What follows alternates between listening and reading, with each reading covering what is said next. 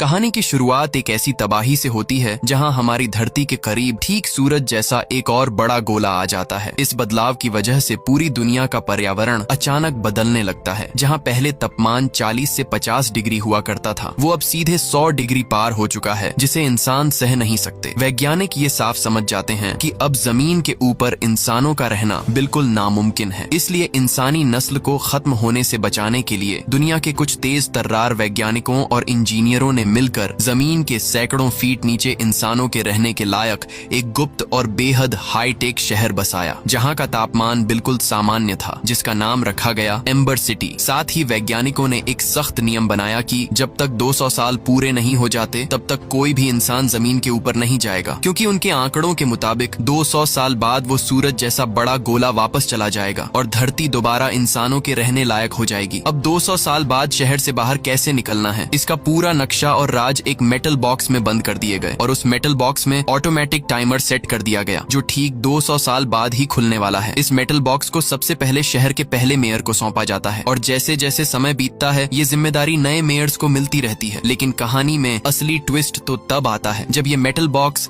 7वें mayor के पास पहुंचता है, जिसकी अचानक हार्ट अटैक के कारण मौत हो जाती है, जो अपने साथ इस मेटल बॉक्स के राज को भी ले जाता है, जिससे आने वाले नए मेयर्स को इस बॉक्स के बारे में कुछ पता ही नहीं चलता। नतीजा ये हुआ कि सभी लोग इस बेहद जरूरी बॉक्स के राज को भूल गए, जो अब कोने में पड़ा धूल खा रहा है। लेकिन जैसे ही 200 साल का समय पूरा होता है, ये मेटल बॉक्स अपने आप खुल जाता है। लेकिन अफसोस अब कोई था ही नहीं जो इसकी सच्चाई सबको बता सके, जिसकी मदद से यहाँ के लोग दोबारा धरती पर लौट सके। खैर, कई सालों बाद हम उसी एम्बर शहर के नजारे को देखते हैं, जिसे इंसानी नस्ल को खत्म होने से बचाने के लिए बनाया गया था, जहाँ की जिंदगी अलग ही तरीके से चलती है। इस शहर के अपने कुछ कड़े कानून हैं, जिन्हें सबको मानना ही मानना है। यहाँ सभी लोगों को मिलकर काम करना पड़ता है। यहाँ किसी के कोई नखरे काम नहीं आते। और पता है दोस्तों, सबसे बड़ा और अजीब नियम यहाँ का क्या है? ये कि यहाँ सबको क्या काम मिलेगा, ये किसी की पढ़ाई या पसंद से नहीं, बल्कि एक लॉटरी सिस्टम के जरिए तय होता है। इस शहर के पास कोई खास आधुनिक तकनीक भी नहीं है और न ही कोई बिजली का सीधा कनेक्शन। यहाँ हर चीज सीमित है, चाहे वो बिजली हो, खाना हो, पानी हो, सब कुछ यहाँ सीमित है। यहाँ पर शहर को रोशन करने के लिए बड़े बड़े जनरेटरों का इस्तेमाल होता है। इस शहर को केवल 200 साल तक रहने के लिए ही डिजाइन किया गया था, लेकिन अब 200 साल से ज्यादा हो जाने की वजह से इस शहर की हर चीज अब जर्जर बन चुकी है और जनरेटर भी धीरे धीरे दम तोड़ रहे हैं, जिससे पूरे शहर में लगातार पावर कट की समस्या शुरू हो चुकी है। और अगर कहीं जनरेटर पूरी तरह से खराब हो जाते हैं तो यहाँ के लोग अंधेरे में ही घुटकर मारे जाएंगे और इंसानियत पूरी तरह से सैकड़ों फीट नीचे दबकर खत्म हो जाएगी। खैर, इसी शहर में हमारी मुलाकात एक लड़के डुन से होती है, जिसका सपना है बड़ा होकर एक शानदार इलेक्ट्रीशियन बनना, ताकि वो इस शहर के अंधेरे और पावर कट की समस्या को हमेशा के लिए खत्म कर सके। डुन के पिता लॉरिस खुद एक इलेक्ट्रीशियन हैं, जो लगातार शहर के समस्याओं पर काम करते रहते हैं। इसलिए डुन भी ठीक अपने पिता की ही तरह इलेक्ट्रीशियन बनने का सपना देखता है। वहीं कहानी में हम एक लड़की लीना से मिलते हैं, जिसे शहर में घूम घूम कर खबरें पहुंचाना बहुत पसंद है, जिसका सपना एक मैसेंजर बनने का है। लेकिन जैसा कि हमें पता है, यहाँ किसी को भी उनकी पसंद से काम नहीं मिलता। उन्हें पूरी तरह लॉटरी सिस्टम पर निर्भर रहना होता है और आखिरकार वो दिन भी आ जाता है जब लॉटरी के जरिए सबका काम तय होना था। सिटी के नए मेयर कोल सभी बच्चों को इकट्ठा करते हैं और उन्हें लॉटरी बैग से एक एक पर्ची निकालने को कहते हैं। अभी तक सबको अपने पसंद का काम मिल रहा था, लेकिन जैसे ही लीना की बारी आती है और वो उस लॉटरी बैग से अपनी पर्ची निकालती है, तो देखती है कि उसे मैसेंजर की जगह पाइप वर्कर का काम मिल चुका है। बेचारी पूरी हताश हो चुकी थी और अब पीछे खड़े ढूंढ की बारी आ चुकी थी और उसकी भी किस्मत खराब निकलती है। उसे भी पाइप वर्कर की जगह मैसेंजर का काम मिल जाता है और उसका भी बचपन का सपना धरा का धरा रह जाता है। लेकिन डून यहाँ अपना दिमाग लगाता है और सीधे लीना के पास जाता है। डून ये नहीं जानता था कि लीना को मैसेंजर का काम कितना पसंद है। वो बस लीना से एक दूसरे का काम हेर फेर करने को कहता है। डून कहता है कि वो मरना पसंद करेगा, लेकिन मैसेंजर बनना बिल्कुल भी नहीं। इसलिए क्या तुम अपना पाइप वर्कर का काम मुझे देकर मेरे मैसेंजर का काम रख लोगी? इतना सुनते ही लीना खिलखिला उठती है और तुरंत डून को अपनी पर्ची देकर उससे मैसेंजर वाला पर्ची ले लेती है। लीना यहाँ डून का शुक्रिया अदा करती हुई सीधा अपने घर आ जाती है, जहाँ वो अपनी दादी ग्रैनी को ये खुशखबरी सुनाती है। यहाँ लीना के माता पिता की मौत पहले ही हो चुकी होती है, इसलिए उसकी देखभाल उसकी दादी ही करती है। लेकिन बढ़ती उम्र के साथ लीना की दादी का याददाश्त और शरीर कमजोर हो चुका है। लीना की एक छोटी शरारती बहन भी है, जिसका नाम है पॉपी। रात में लीना पॉपी को सुलाने के लिए अपने पिता की एक पुरानी रिकॉर्डिंग टेप चलाती है। उस टेप में लीना के पिता लीना को भी एक बात याद दिलाते हुए कहते हैं कि बेटा, मेरी ये बातें हमेशा याद रखना। इस दुनिया के बाहर भी एक खूबसूरत दुनिया है, जहाँ हमें एक दिन लौटना बचाना है। उसके पिता ने उस मेटल बॉक्स का जिक्र भी किया जिसमें बाहर जाने का रास्ता छुपा है, लेकिन लीना को ये सब बचकानी बातें लगती हैं और वो मेटल बॉक्स पता है इस वक्त कहाँ है, लीना के घर में, जिसे वो बस एक कचरा समझती है। खैर, अगली सुबह लीना तुरंत मेयर ऑफ मैसेंजर फ्लैरी के पास पहुंचती है। फ्लैरी ही सभी मैसेंजर्स का बॉस है जो नियमों का बहुत पक्का है। फ्लैरी लीना को मैसेंजर्स की पहचान यानी एक लाल रंग की जैकेट थमाता है। जैकेट पहनाते ही लीना बिना नियम सुने खबरें पहुंचाने के लिए दौड़ पड़ती है, लेकिन फ्लैरी उसे नियम समझाने के लिए रोक लेता है। लेकिन भाई, लीना को एक मैसेंजर के सारे कड़े नियम सब अच्छे से याद है। जैसे एक मैसेंजर का काम सिर्फ खबरें पहुंचाना है, उसे पढ़ना नहीं, और हर एक खबर पर लोगों से 20 कॉइन लेना है। फ्लैरी समझ जाता है कि लीना एक होनहार लड़की है, जिसके बाद लीना बिना वक्त गंवाए पूरे जोश के साथ एम्बर शहर की गलियों में खबरें पहुंचाने दौड़ पड़ती है। वो सबसे पहले अपनी पहली खबर पहुंचाने एक महिला क्लेरी के पास पहुंचती है, लेकिन तभी वहां कुछ अजीब होता है। वहां एक पागल आदमी हंगामा करके सबके सामने चिल्ला चिल्ला कर कह रहा होता है कि शहर के उस अंधेरे इलाके में जहां सबका जाना मना है, वहां उसने एक बहुत ही भयानक और बड़ा मॉन्स्टर देखा है, लेकिन कोई भी उसकी बात पर ध्यान नहीं देता और शहर के गार्ड्स आकर उसे वहां से उठाकर ले जाते हैं। लेकिन लीना की नजर वहां जमीन पर पड़ी एक चीज पर जाती है। वो उस मॉन्स्टर का एक सींग होता है, जिसे देखकर लीना के होश उड़ जाते हैं और उसे समझ आ जाता है कि वो पागल आदमी बिल्कुल सच बोल रहा था। इधर डुन अपने काम पर पहुंचता है, जहां उसका सीनियर मार्टिन उसे मिलता है, जो बहुत सख्त और गुस्सैल इंसान है। डुन वहां जाकर देखता है कि शहर की हालत कितनी ज्यादा खराब हो चुकी है। पाइपलाइनें पूरी तरह सड़ चुकी हैं और उन्हें ठीक करने के लिए जरूरी टूल्स शहर में उपलब्ध ही नहीं है। मार्टिन डुन को समझाते हुए कहता है, डुन, ये शहर अब खत्म होने की कगार पर है। हम चाहे जितनी कोशिश कर लें, हमारे पास वो चीजें ही नहीं है जिससे हम इसको बचा सकें। हमें बस अब उस दिन का इंतजार करना चाहिए जब ये पूरा शहर ढह जाएगा। मार्टिन और बाकी सभी वर्कर्स ने उम्मीद छोड़ दी है, लेकिन डुन ये बात बिल्कुल बर्दाश्त नहीं कर पाता और इस तबाही को रोकने के लिए खुद कुछ करने की ठान लेता है और इन सड़ चुके पाइपलाइन को ठीक करने का फैसला करता है। यहाँ वो चालाकी दिखाते हुए सो रहे मार्टिन की जेब से शहर की पाइपलाइनों का नक्शा चुरा लेता है और उस नक्शे के सहारे आगे बढ़ने लगता है। इस पूरे शहर में बड़े बड़े और लंबी पाइपलाइनें थीं और शहर के किसी भी इंसान को ये नहीं पता था कि ये पाइपलाइनें आखिर कहाँ जाकर खत्म होती हैं। डुन चलते चलते एक कमरे के दरवाजे के पास पहुंचता है, जिसपे 351 नंबर लिखा होता है। लेकिन सबसे अजीब बात ये होती है कि उस नक्शे के अंदर इस कमरे के बारे में एक शब्द भी नहीं लिखा होता। डुन उतावला होकर उस दरवाजे को खोलता है और अंदर कदम रखता है। अंदर उसे एक बहुत बड़ा सुरंग दिखता है और डुन जब ऊपर आता है तो उसे पता चलता है कि ये स्टोर रूम है, जहाँ खाने पीने की चीजें रखी जाती हैं। लेकिन यहाँ डुन थोड़ा हैरान भी हो जाता है, क्योंकि लोगों को बताया गया है कि अब खाने पीने की चीजों की भारी कमी हो चुकी है, लेकिन उसे वहाँ पर ढेर सारी खाने की चीजें दिखाई देती हैं। तभी उसे लूपर नाम का एक बहुत ही अकड़ू लड़का पकड़ लेता है, जो कि असल में स्टोर मैनेजर होता है। लूपर डुन को फटकार लगाता है कि वो स्टोर रूम में बिना इजाजत कैसे आ गया और वो उसे धक्के मारकर वहां से बाहर निकाल देता है। तभी अचानक हाँ, एक बार फिर से पावर कट हो जाता है और पूरा शहर घनघोर अंधेरे में डूब जाता है। तभी गार्ड्स फ्लेयर गन छोड़ते हैं, जिसकी मदद से सभी लोग अपनी अपनी जगह बना लेते हैं। उसी अंधेरे में डुन, जो पास ही में था, लीना के पास जाता है और उससे पूछता है कि क्या वो ठीक है। यहाँ ये साफ था कि लीना और डुन के बीच अब एक गहरी दोस्ती हो चुकी है। लीना कहती है, हाँ मैं ठीक हूँ, जिसके बाद वो डुन को उस मॉन्स्टर के बारे में बताती है। तभी बिजली भी आ जाती है। लीना डुन को सब कुछ बताते हुए उसे उस मॉन्स्टर के सींग को दे देती है और उसे इसके बारे में पता लगाने को कहती है, जिसके बाद डुन सबसे पहले जनरेटर रूम में पहुंचता है, जहां वो एक विशाल जनरेटर देखता है। लेकिन उस वक्त वहां भगदड़ मची थी, क्योंकि अब जनरेटर पूरी तरह से आउट ऑफ कंट्रोल हो चुका था और किसी भी पल तबाह होने वाला था। इधर लीना अपने घर आ जाती है, जहां उसकी दादी उसे कुछ बताने की कोशिश करती हैं, लेकिन वो ठीक से बोल नहीं पाती हैं। तभी लीना को थोड़ा अंदाजा होता है कि उसकी दादी क्या कहने की कोशिश कर रही हैं। लीना तुरंत घर में रखे उस मेटल बॉक्स को लेने जाती है, जहां वो देखती है कि पॉपी उस बॉक्स में रखे कागज को चबा रही है। लीना पॉपी से वो मेटल बॉक्स लेकर अपनी दादी के पास ले आती है। दादी तुरंत बोल पड़ती है, हाँ, ये बक्सा ये बहुत स्पेशल है। लेकिन दादी लीना को आगे कुछ बता पाती याददाश्त कमजोर हो जाने की वजह से वो सब कुछ भूल जाती है। थोड़ी देर बाद लीना के पास एक मैसेज पहुंचाने का काम आता है, जो अकड़ू लूपर का था, जो लीना से कहता है कि उसे मेयर के पास जाकर चुपके से मेरा एक सीक्रेट मैसेज पहुंचाना है। जिसके बाद लीना वो मैसेज लेकर मेयर के दफ्तर पहुंच जाती है। वहाँ लीना पुराने पुराने सभी मेयरों की तस्वीरें देखती है जो कभी इस शहर के लीडर रह चुके थे। और यहाँ हमें एक बात पता चलती है, ये कि इस शहर के 7वें मेयर कोई और नहीं बल्कि लीना के दादाजी थे, जिनकी हार्ट अटैक से मौत हुई थी। लीना अपने दादाजी के हाथ में उस मेटल बॉक्स को भी देखती है और अब वो उस मेटल बॉक्स को लेकर सीरियस हो चुकी है। खैर, लीना मैसेज देने के लिए मेयर के पास जाती है और उनके कानों में कहती है।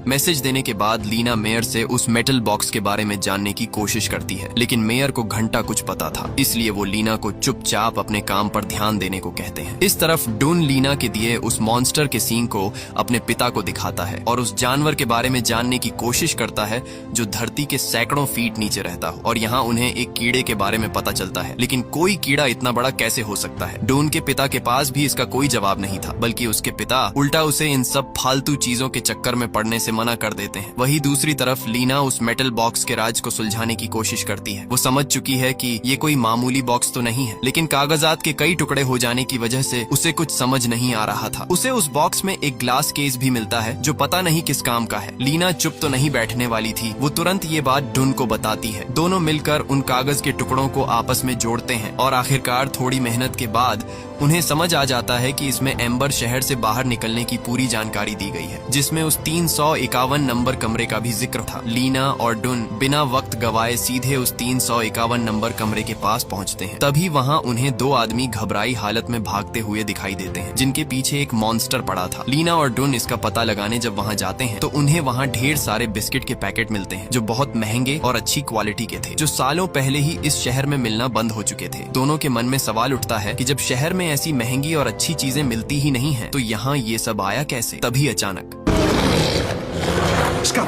हाँ, वो भयानक मॉन्स्टर उन्हें देख लेता है और उनके पीछे पड़ जाता है। डुन लीना को ऊपर के कमरे में भागने को कहता है और खुद उस मॉन्स्टर का ध्यान भटकाता है, लेकिन वो मॉन्स्टर लीना के पीछे ही था। लेकिन वक्त पर डुन वहाँ आ जाता है और लीना को बचा लेता है। इसके बाद दोनों अपनी जान बचाकर वहाँ से भाग आते हैं। उन्हें समझ नहीं आ रहा था इतना विशाल जानवर यहाँ कैसे आ गया। तभी लीना की नजर डुन के हेलमेट पर पड़ती है जिस पर उसके पिता का नाम लिखा होता है। लीना इसके बारे में पता करने के लिए वो अपनी दादी के पास जाती है, लेकिन यहाँ लीना को पता चलता है कि अब उसकी दादी इस दुनिया में नहीं रही, वो अब उन्हें छोड़कर जा चुकी हैं। दादी के जाने के बाद क्लेरी ही थी जो उसे सब कुछ बता सकती थी, जो उसके माता पिता की दोस्त थी। लीना क्लेरी को वो हेलमेट दिखाती है और उसके बारे में पूछती है। यहाँ क्लेरी उसे एक बड़ा राज बताती है जो उसने आज तक लीना से छुपाया था। वो कहती है कि तुम्हारे पिता भी एक इलेक्ट्रिशियन थे जिनका सबसे बड़ा सपना इस शहर के सभी लोगों को बाहर निकालने का था, जिनका मानना था कि इस शहर के बाहर भी एक दुनिया है और तुम्हारे पिता उसी नई जगह की तलाश में थे और वहीं ढूंढते ढूंढते वो पानी में डूबकर मर गए थे। ये सच जानकर लीना बहुत उदास हो जाती है और जब वो अपने घर की तरफ लौट रही होती है तो रास्ते में उसे लूपर दिखाई देता है। लूपर को देखकर लीना को तुरंत अंदाजा हो जाता है कि सुरंग के अंदर लूपर ही बिस्किट के पैकेट छोड़कर भागा था। लीना के मन में अब हजारों सवाल और शक पैदा हो जाते हैं,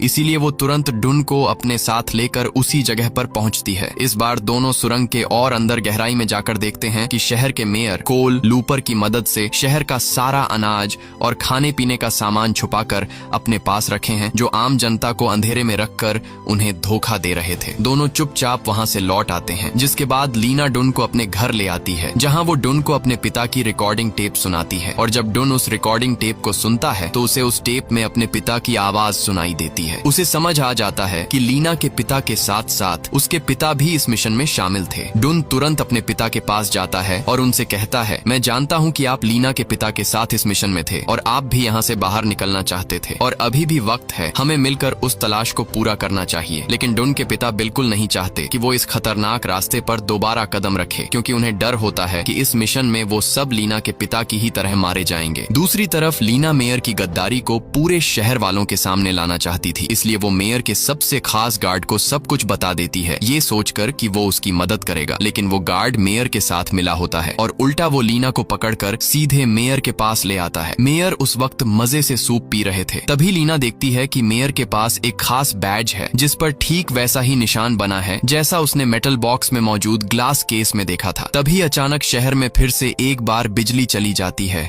और चारों तरफ अंधेरा छा जाता है। इसी मौके का फायदा उठाकर लीना मेयर के गले से वो बैज खींच लेती है और वहां से भाग निकलती है, जिसके बाद सारे गार्ड्स उसके पीछे पड़ जाते हैं। साथ ही वो गार्ड्स डुन को भी पकड़ने उसके घर जाते हैं जो लीना की मदद कर रहा है। लेकिन उन्हें वहाँ डुन नहीं दिखाई देता। साथ ही मेयर ने शहर में लीना और डुन को अपराधी घोषित कर दिया था और जो भी उन्हें पकड़ कर लाएगा उसे बड़ा इनाम दिया जाएगा। इस तरफ लीना और डुन कचरे के ढेर में छुपे होते हैं। वहाँ जब लीना और डुन मेयर के बैज और उस ग्लास केस को आपस में जोड़ते हैं तो एक निशान बनकर सामने आता है। ये ठीक वैसा ही निशान था जैसा जनरेटर रूम के दरवाजे पर बना हुआ था। उन्हें समझ आ गया कि ये और कुछ नहीं बल्कि उसी जनरेटर रूम की चाबी है। इसके बाद लीना चुपके से अपनी छोटी बहन पॉपी को बुलाती है और उसे अपने साथ लेकर सीधे जनरेटर रूम के पास पहुंचती है। लेकिन वहां जाकर लीना और डुन बहुत कोशिश करते हैं पर वो दरवाजा खोल नहीं पाते। तभी लीना अपने हाथ में मौजूद नक्शे को चेक करती है और उसे पता चलता है कि जनरेटर के कुछ खास निशानों और नक्शे की लाइनों में बिल्कुल सटीक मेल है। जिसके बाद नक्शे में दिए गए हिंट को फॉलो करते हुए लीना और डुन एक पुरानी अलमारी को हटाते हैं। उस अलमारी के पीछे उन्हें एक और रास्ता मिलता है जहाँ बहुत सारी अलमारी रखी होती है। नक्शे के हिसाब से वहाँ एक बड़ा सा जहाज का स्टीयरिंग व्हील लगा होता है और जैसे ही डुन और लीना उस व्हील को घुमाते हैं एक अलमारी खुद ब खुद चलने लगती है। वो अलमारी उन्हें सीधे एक सीक्रेट जगह पे ले आती है जिसे देखकर दोनों के होश उड़ जाते हैं। सामने उन्हें एक तेज बहती हुई नदी दिखाई देती है और वो जिसे इतनी देर से अलमारी समझ रहे थे असल में वो एक नाव थी जो यहाँ से बाहर निकलने के लिए बनाई गई थी। लेकिन पास ही में उन्हें एक बड़ा सा मेटल रोलर दिखता है जिससे टकराकर वो नाव कुचली जाती है और यही वो खौफनाक हादसा था जिसकी वजह से लीना के पिता की यहीं पर मौत हुई थी। और अब अगर इन्हें यहाँ से निकलना है तो नदी के पानी के लेवल को ऊपर ले जाना होगा ताकि नाव आसानी से उस रोलर के ऊपर से निकल सके। ये सब देखकर दोनों आगे के इंस्ट्रक्शन पढ़ने लगते हैं जिसमें कंट्रोल रूम का जिक्र था। जिसके बाद वो जल्दी से कंट्रोल रूम की तरफ दौड़ते हैं जहाँ वो कंट्रोल रूम के दरवाजे पर उसी निशान को देखते हैं जैसा उन्होंने मेयर के बैज और ग्लास केस को आपस में जोड़कर बनाया था जो असल में इसी कंट्रोल रूम की चाबी थी। जिसके बाद उसी चाबी की मदद से वो कंट्रोल रूम के अंदर आ जाते हैं जहाँ वो देखते हैं कि शहर का बाकी सारा मैकेनिकल सिस्टम यहीं से कंट्रोल होता है। लेकिन उन्हें आगे क्या करना था ये समझ नहीं आ रहा था। तभी डुन लीना से वो चाबी लेकर जैसे ही एक जगह पर रखता है अचानक वहाँ की लाइटें जगमगा उठती है। लीना तुरंत आगे के इंस्ट्रक्शन को पढ़ती है और डुन को उस रोलर के थ्रस्ट को फुल करने को कहती है। जिसके बाद वो रोलर तेजी से घूमने लगता है। आगे की इंस्ट्रक्शन पढ़ के लीना बताती है कि अब दूसरे रोलर के थ्रस्ट को फुल स्टॉप करना है। लेकिन जैसे ही वो दूसरा रोलर रुकता है अचानक पहला रोलर भी रुक जाता है और उसमें गड़बड़ी हो जाती है। इमरजेंसी सायरन की आवाज से डुन के सीनियर तुरंत कंट्रोल रूम की तरफ दौड़ पड़ते हैं क्योंकि अगर वो रुका तो दोबारा उसे स्टार्ट करना नामुमकिन है जिससे पूरे शहर की बिजली हमेशा के लिए रुक जाएगी। डुन भी तुरंत अपने सीनियर के पास भागता है और उनकी मदद करता है और किस्मत से पहला रोलर घूमना शुरू हो जाता है। जिसके बाद डुन अपने सीनियर से कहता है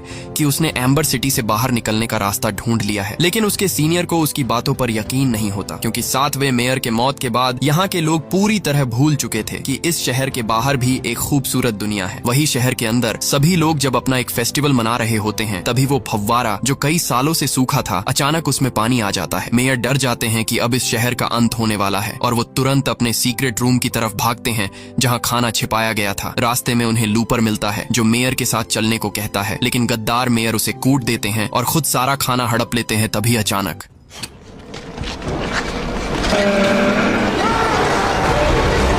हाँ, जैसी करनी वैसी भरनी, वो मॉन्स्टर उसी रूम में था जो मेयर को चबा जाता है। इस तरफ डुन के सीनियर उससे कहते हैं, जा बच्चे, तुझे जहाँ जाना है जा, मेरी चिंता छोड़, मैं वैसे भी ज्यादा दिन जिंदा नहीं रहने वाला। जिसके बाद डुन लीना और पॉपी के साथ नाव पर निकल पड़ता है और आखिरकार वो उस रोलर को पार कर तेजी से पानी के बहाव के साथ आगे बढ़ने लगते हैं।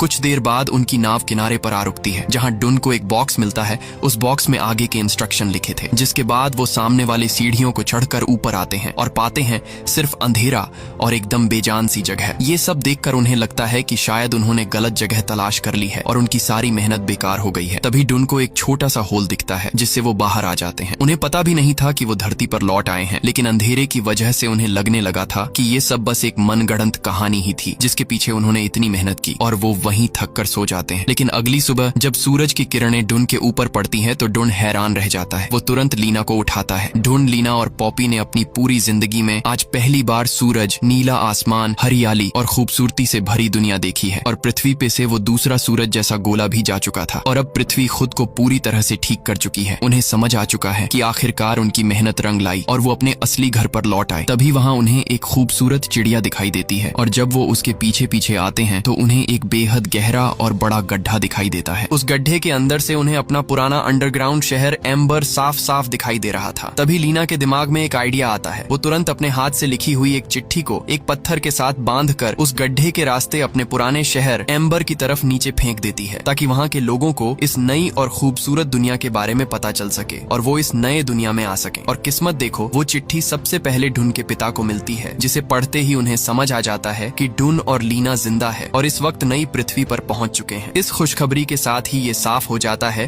कि अब उस अंडरग्राउंड शहर के सभी लोग 200 साल के अंधेरे के बाद बाहर इस खूबसूरत दुनिया में लौटने वाले हैं। और इसी के साथ ये शानदार कहानी यही खत्म हो जाती है। तो दोस्तों, कहानी पसंद आई हो तो एक लाइक जरूर करें, साथ ही फिल्मिटी को सब्सक्राइब कर हमारे परिवार का हिस्सा जरूर बने। तो चलिए मिलते हैं एक और दमदार कहानी के साथ। Take care, bye bye.